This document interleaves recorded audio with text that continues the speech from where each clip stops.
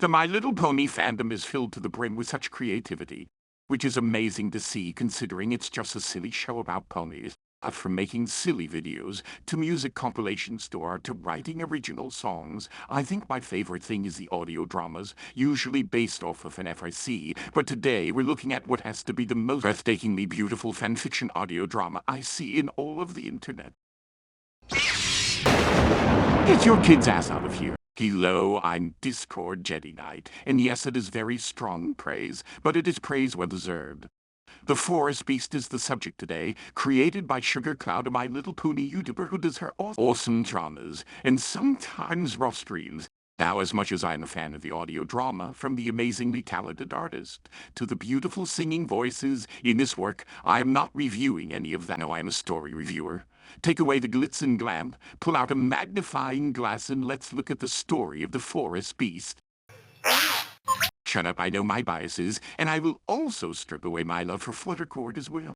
What I plan to do in this video is review the story given, and that's it, let's begin.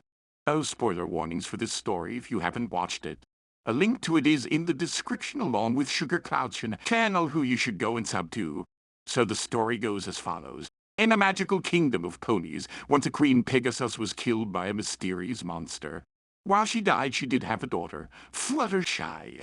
First off, I like that this is about Fluttershy being a princess, and I also like the old Disney classic fairy tale movie vibe I get from it.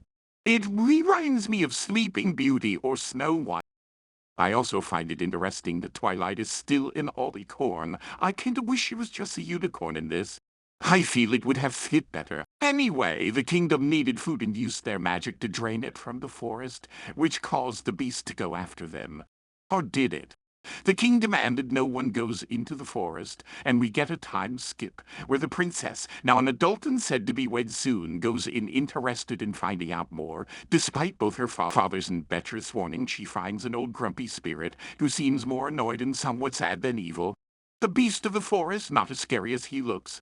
And despite his apprehension, the two quickly becomes friends. I really like how different Discord is in this. Sure, he can be goofy and evil, but in this he comes off rather protective. He blames himself for what happened to the kingdom and hides away believing himself to be unworthy of friendship. That is until he meets Fluttershy, and so friendship turns to love. I like the natural build-up of it too, of him questioning if he should even care for her and why. Meanwhile, there is an evil plot afoot. Remember Fluttershy's Beatrice, Moonstone seems to be up to a plot to take over the kingdom, by force if he has to. And with Fluttershy's growing feelings for Discord the Forest Beast, when the king disbands their wedding, he plans to go after her. Only there is a major twist one I am not wanting to say in this video, but it surprised the hell out of me. And I must say it makes the story so much better with the reveal of the big villain. Something else that is interesting to note is when the villain goes after the king, they all turn to Discord believing him to be evil, and most audio dramas would have Fluttershy believe them. Discord himself even believes Fluttershy would leave him. And I mean it makes sense he had no one, but I love how Fluttershy says no, there has to be an explanation. It can't be Discord's fault. And even though Discord did kill her mother, the creature she knows wouldn't ever do a thing like that, and surprisingly she corrects. It turns out that Discord was being controlled by the villain, in a sense. His natural magic reacted to the draining of the forest magic. And that was what caused the issue in the first place. In the end, after some fun action, where Fluttershy's amulet that holds the stolen magic erupts into chaos, which is Discord's powers, the two soon take control of the kingdom, and soon decide to take this new life one step at a time. That is the rundown on the story.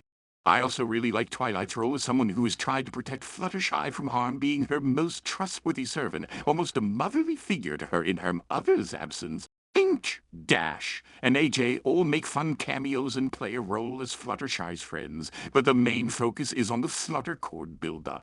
Also, can I just say that the singer for Twilight is just wow, is for that song for you. It's my favorite, and I have actually played the song way more than I would like to admit. The song and musical work is incredible, but the voice is out of this world. In many audio dramas, this is without a doubt the best execution of the Fluttercord relationship I have ever seen. So, if I like it so much, why not give it a 10? Well, I do have some criticisms. First off, the subplot with Pinkie and her kingdom being in trouble is never actually explored. I get that they want to leave that for a sequel, that's fine, but if it was such a big subplot, should have been woven into the narrative somehow. I thought it was because all the animals from the forest ran away and caused havoc in Pinky's kingdom. And while I still think that's the case, I wanted it to be better focused on. Instead, it leaves quite a thread that could have been easily trimmed for better consistent storytelling. A way to fix it is just after the forest is tame, the animals come back and stop ruining her kingdom, thus wrapping it up quickly. But instead it's for a sequel. And another criticism I have is the villain himself. We don't get much backstory on him.